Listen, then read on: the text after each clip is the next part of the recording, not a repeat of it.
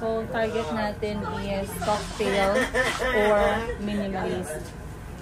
So far, wala akong nakita na magandang cocktail. At meron tayong nakitang minimalist pero meron na siyang owner. So, worst comes to worst, guys. Kailangan natin pagpatahin.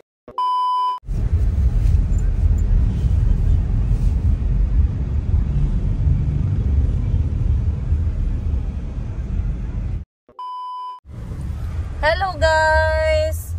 Ayan at talagang guys, talagang sinundo ako ng aking kapatid. Ayan si Boss Jean. Good morning! Maayong buntag, Boss Jean. So si Boss Jean kakabalik niya lang guys galing sa Mount Kalatungan. Tama ba? Opo. Mount Kalatungan. So ang pasok sa top 5 highest na mga bundok dito sa Pilipinas. So yung highest peak which is Mount Apo, yun yung una niyang pinuntahan. I think parang 30 days gap lang.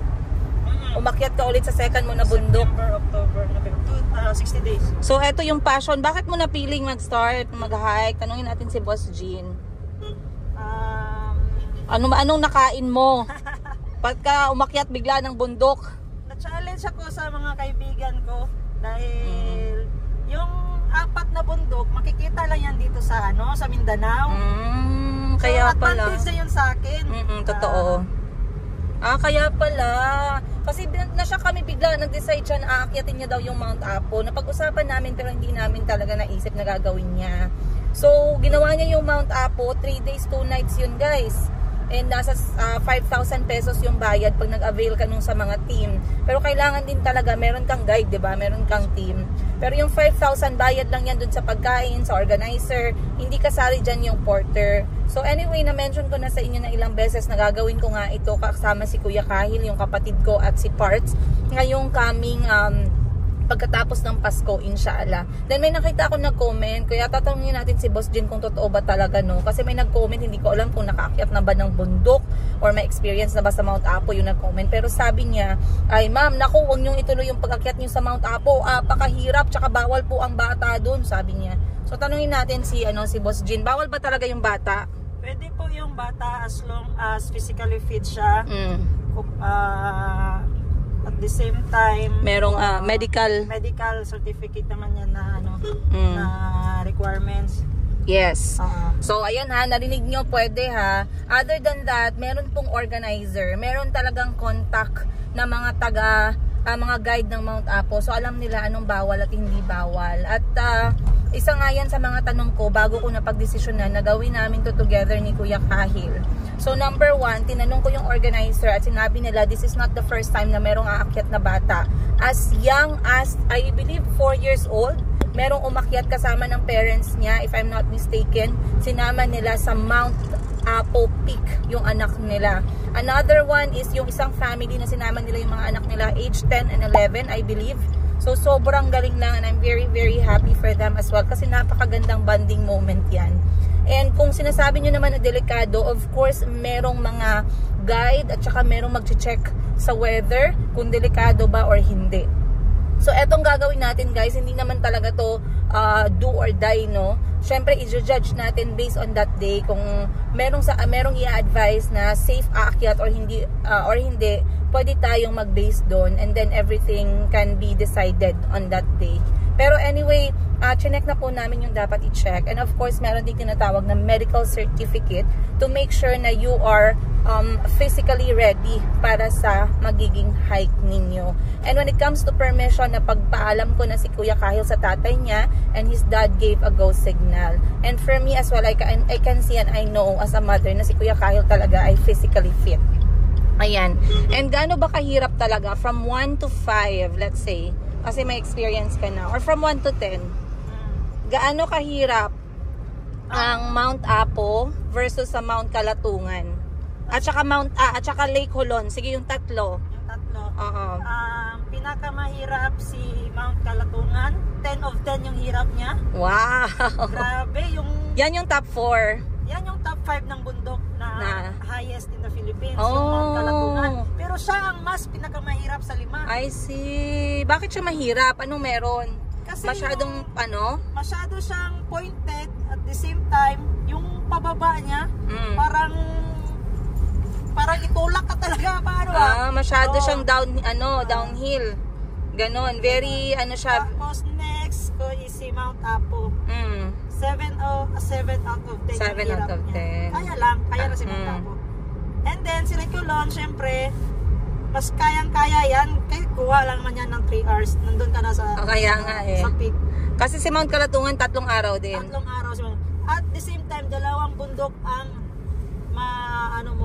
madadaanan mo. Ang galing. Mount Kalatungan, Traverse, Mount Lumpanag. Ay, galing nga. 2 peak yung madaanan mo. So, hindi ka nalugi doon. Oo, ang totoo. Ang ganda ng view. Magkano ba yung Mount Kalatungan? 4,899. 4,899. Yes, so, para magkatulad lang ng presyo ng Mount Apo. Yes po. Nice. Okay. So, ayan guys And ano ba yung misconception about Mount Apo na akala natin? Kasi akala ko guys, yung Mount Apo, isang peak lang meron yan. Pero sabi ng kapatid ko, hindi pala. Ilang peak? 3 peak yun. Ang Mount Apo. Yes po. Bansalan Peak, Digos Peak, at saka Kidapawan Peak. Wow. Lahat yan under sa Mount Apo? Yes po. Anong peak yung naakyat ninyo? Sa sobrang pagod ko na talaga guys, kahit isa lang, sabi ko sa sarili ko, maakyatan ko Digos Peak. Digos Peak. Galing. So as you can see guys, marami tayong misconception. Ako din nakala ko yung Mount Apo Peak isa lang. 3 pala yan.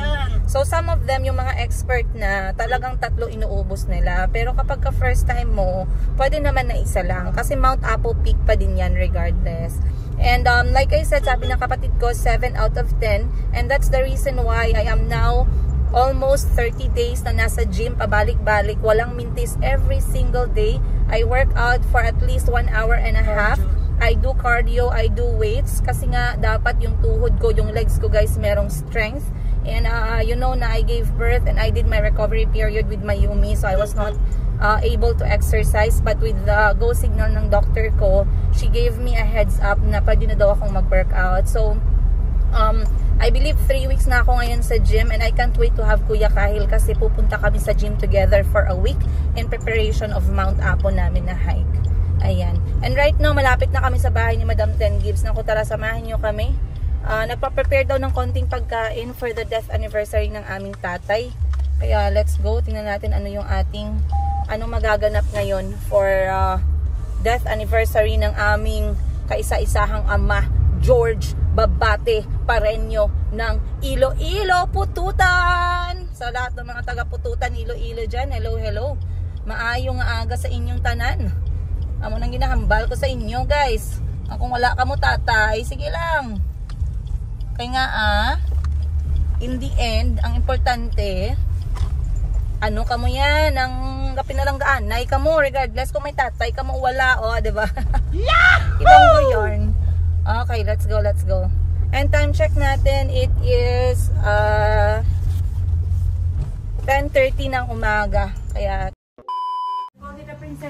morning! Andito na ako sa bahay ni Madam Ten Gibbs. May papakit.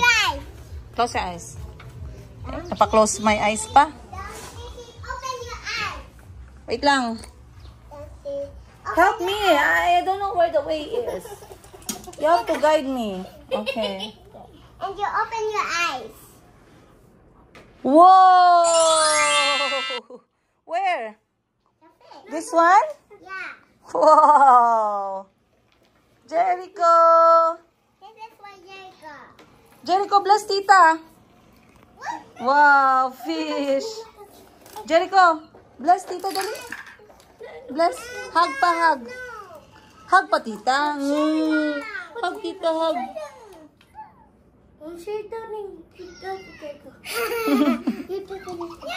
So cute. Is that Jericho's or Moning?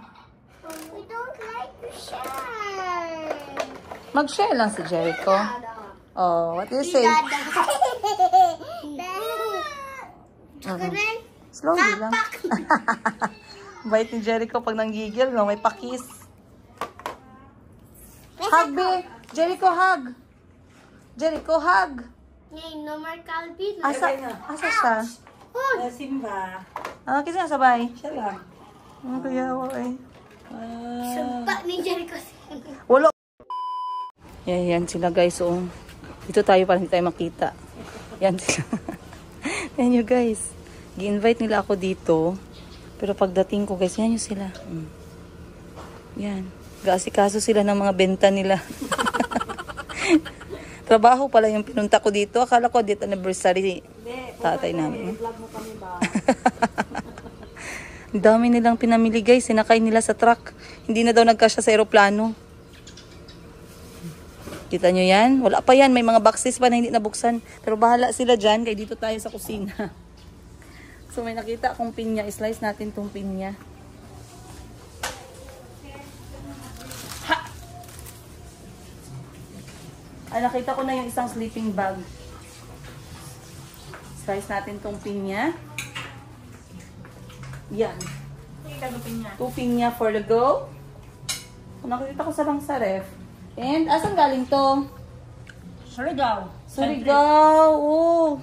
Kasi anong nangyari, may kinuha na sasakyan si Madam Tengib sa Manila. Ngayon, nilang trip nila Boss Jean. And on the way back, dumaan sila ng Surigao guys. Nagbitbit sila ng isang sakong saang. So, eto na po yung mga saang. Sobrang laki. Ayan oh. Ay! Lumabas. Tumalon ang saang. Bakit binasag?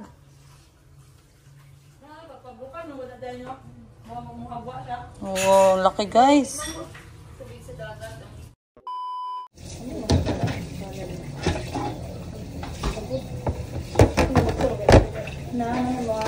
Asang kutsilyo para sa ano, pinya?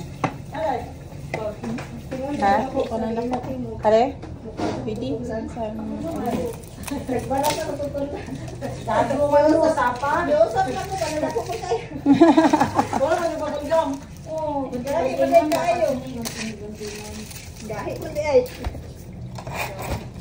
Mukukunin niya ganig. Gaya kung ano lang ga bowl para sa pinya, please. Ulit na ni ba?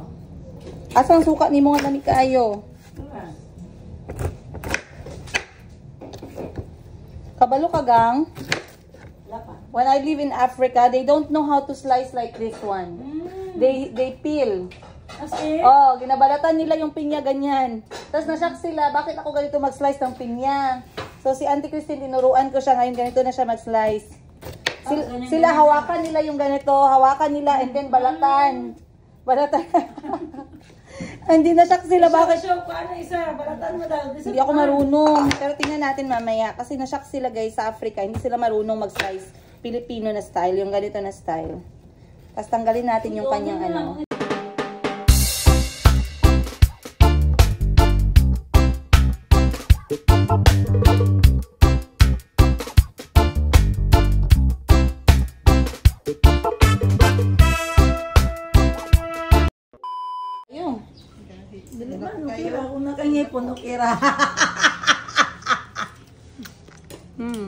Fresh from Surigao guys, saang spider web, spider shell.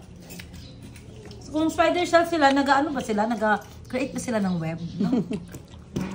Ito yung 5 fingers guys na shell. Tingnan nyo. Favorite ko ito. Nice. Pag meron kayo yung meron kayong mga area na maraming ganito, invite nyo naman kami. Favorite namin ito guys. Kala ko bili ka.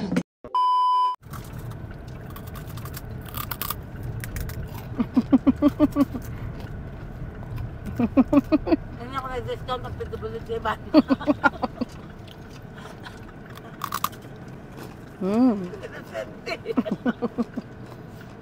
Inquire. Dira? Dito na sa reception. Very nostalgic. Ampaw. Growing up, murang-mura lang to guys. 2 sa 1 piso. Happy na kita sa una na, magkauntahan ni sa una. Square pa to. ASMR.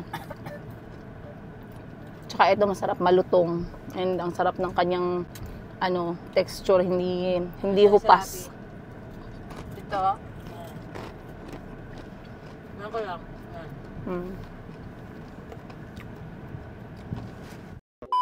3, 2, 1, go. Bite. Wow. Ano? Ha? Wow. Thumbs up dito. Hindi na talaga mapipigilan to guys. Pinilit kong itago sa inyo to, pero iniisip ko ba't ko pa itatago, di ba? Malalaman nyo rin naman. Kailangan ko na talagang sabihin sa inyo itong mangyayari ngayong taon. Otherwise, magiging pasabog pa din very soon. Nandito na tayo. Let's go.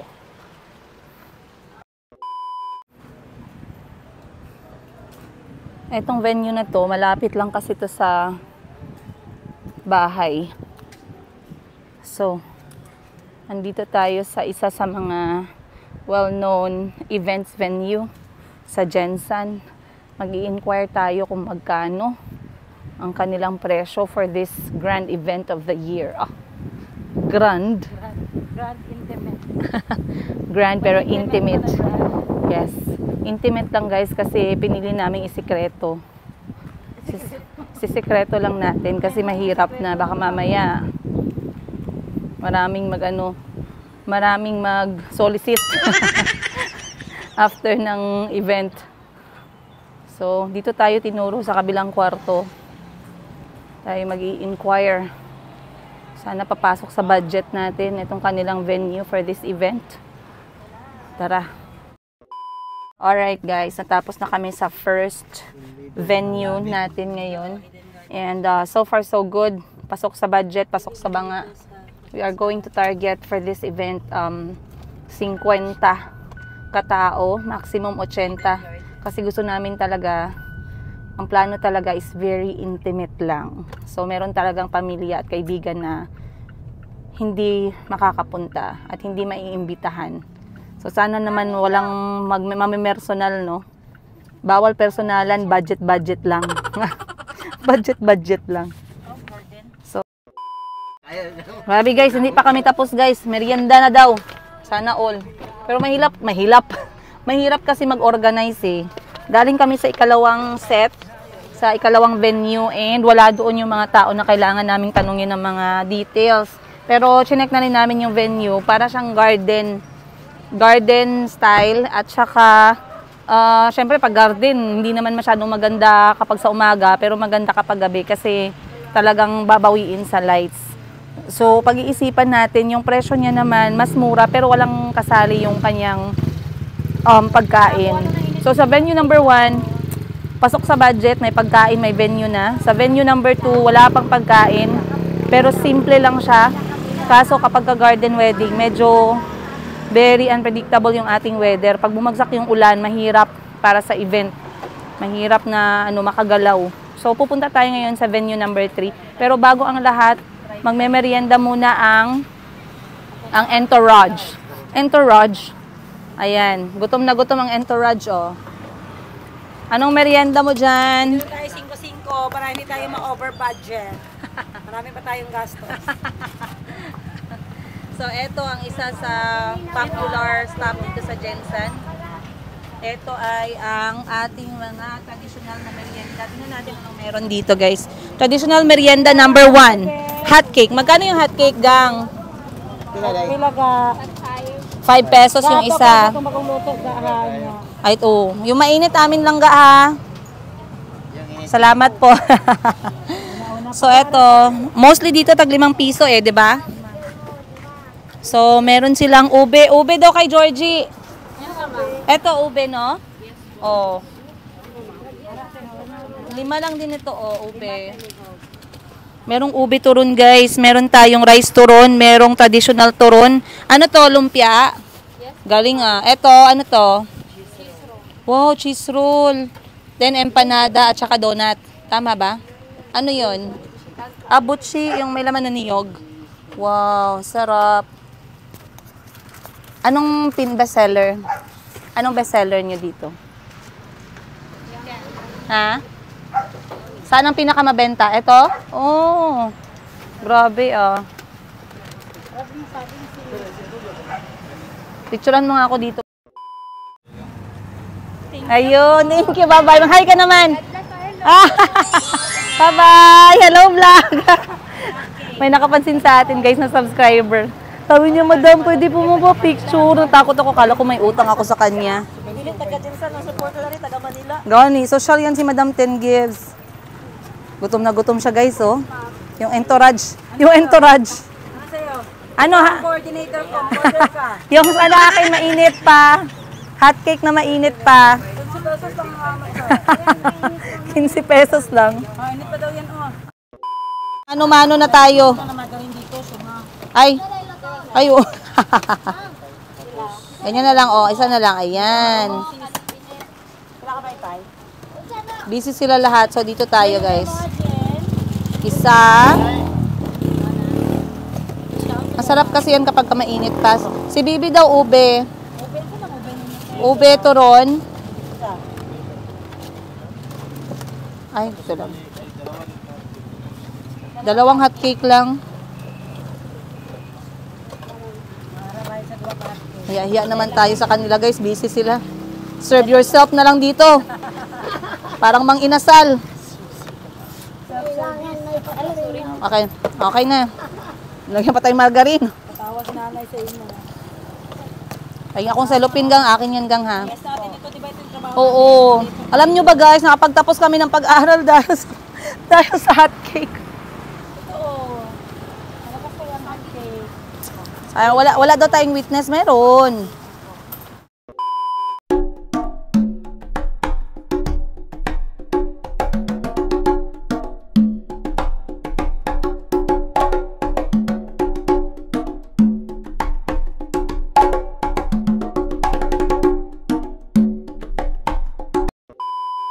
Check out natin to, guys.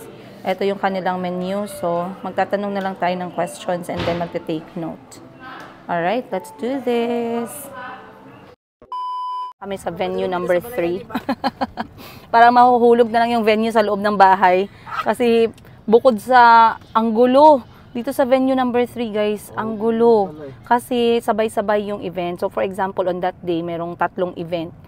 Sobrang gulo talaga, maingay, magulo. Maliit lang kasi yung space, pero may kanya-kanyang hall for the event itself. Plus, kapag maulan, ang hirap kasi walang walkway. So, other than that, ano pa ba? Yun yung downside niya, magulo. Pero sa presyo, mas mura naman itong ika-3 by 15,000 pesos, imagine. So, ngayon guys, mura. Binabawasan nyo ba yung ulam? Kasi ito, imagine paying 35,000 pesos for 100 packs. May venue na, may pagkain na yan, tapos yung venue may aircon pa. Ba't ang mura? Sabi ko nga kanina, ba't ang mura? Anong game changer ng pagkain? Wala bang magic sarap yan? Tinanggalan niyo ba ng pampalasa yan? So, yung una naman namin tinanungan kanina, 50,000 pesos naman, good for 80 people. May venue na. So, mas malaki yung matitipid dun sa ika-3 venue na pinuntahan namin. Pero yun nga, magulo siya at maingay kasi hotel siya na medyo very compact yung space. Tapos may swimming pool pa. Alam nyo naman pag mga bata, guys, mahirap. So kung may mga guest na family, takbuhan sa swimming pool, hindi na siya magiging intimate. So number 3 na option, X. Yung number 2, garden wedding kanina, daming kagat ng lamok. So another na naman yun, X. So, right now, sa 3 napuntahan namin, isa pa lang so far yung medyo naging option. Pero, we are going to consider the beach venue / reception para wala nang lipat-lipat. Stressful kaya na after pagkatapos ng event, lilipat pa para sa kainan part. So, eto, at least na siya, isang place na lang. So, 3 napuntahan natin ngayon. We are going to do the next part ngayong araw, which is dress hunting na, guys. Kabado na ang lahat. Kabado na, excited. So, samahan nyo kami for this dress hunt. Tingnan natin kung makakahanap tayo ng maisusuot. Thank you. Ayan na, guys. So, yung ganito gang na wedding gown, magkano yung rent? Bag na ko, Jerha. Wedding gown lang? 4,500. Ang pinakamura, 2,500 pataas. Ang pinakamahal gang, Ay, mga brand new mo. Patong mga 15. open ngayon? Saan? Bang sa RMU school. Oo, sige, puntahan namin. Anong pangalan? Okay. At harap mismo ng Areneo. Okay, sige. So, andito tayo ngayon guys sa isang gown rental. And ito mga ganito guys, nasa 2,500 pesos pataas yung renta. So, kapag ka brand new first user ka, 15,000 pesos. Pero normally, ako I prefer first hand user or yung brand new talaga kasi pwede mo naman siyang ma-resell after. Pero if you really want to focus on lower budget, okay na din yung rental. So far, so good. Wala kami nakitang maganda. So, lilipat tayo ng another shop. Let's go! Ang susuotin. Ang mukha nyo pagod na. Pagod na kami guys. Pero nakapagmerienda naman kami ng hot cake at ampaw. Pwede, hindi ka tiga. Nagkaroon pa nag-open si Hacks Banjin na may kikain ng tinapay. Hindi, pamaksim na. Pamaksim na lang. Para dili na mga Okay, sige.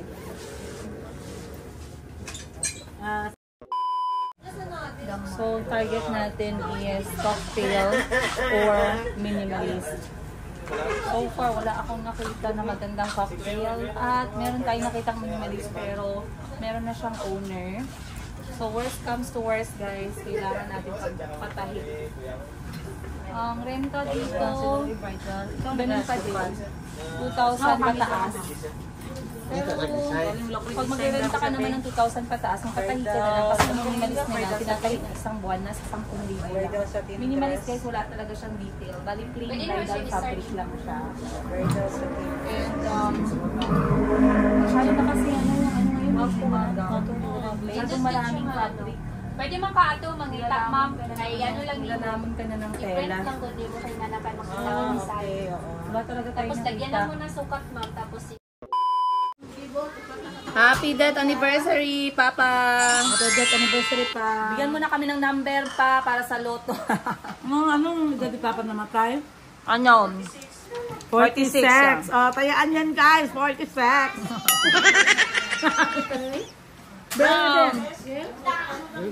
So, bumili lang kami guys ng lechon, manok at saka kanin at nagsalo-salo. Ang gown, no? Hirap magkandas. Nagsalo-salo kami ng kain. Ayan. Ano na ito celebration pa si mama. Nagutom kami sa lakad namin eh. Hindi madali magkanbas talaga. Hindi na namin naantay si mama.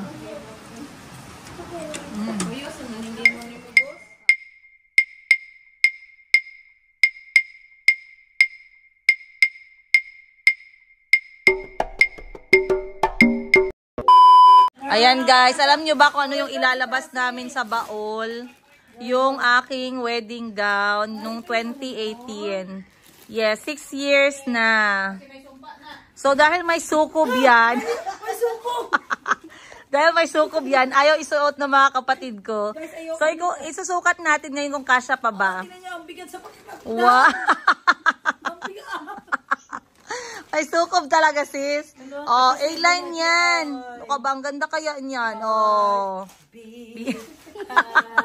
Colors fade look, you're running. how to be sukob. Ang kasal ni Giga.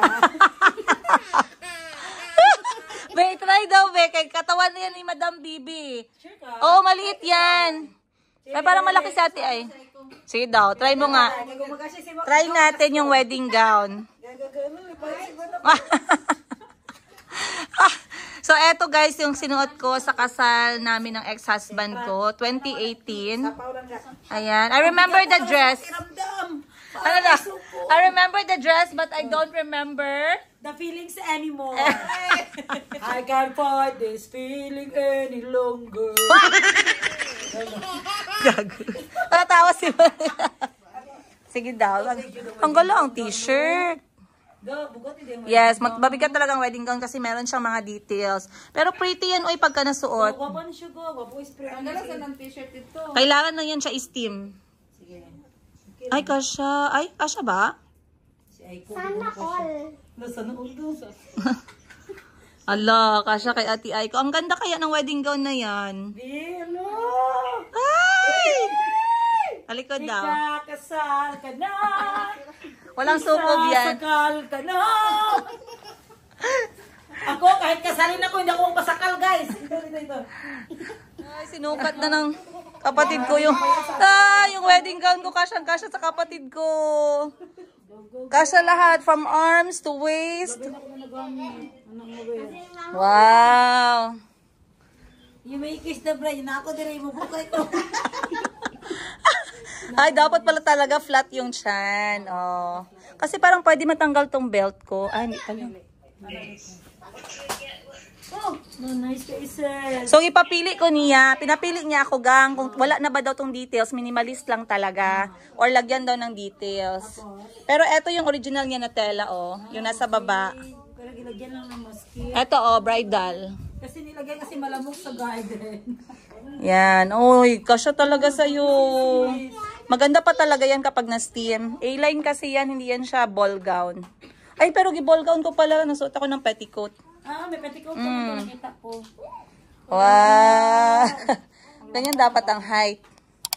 Ganyan dapat ang height. Basta Kuya, dapat baka yan sa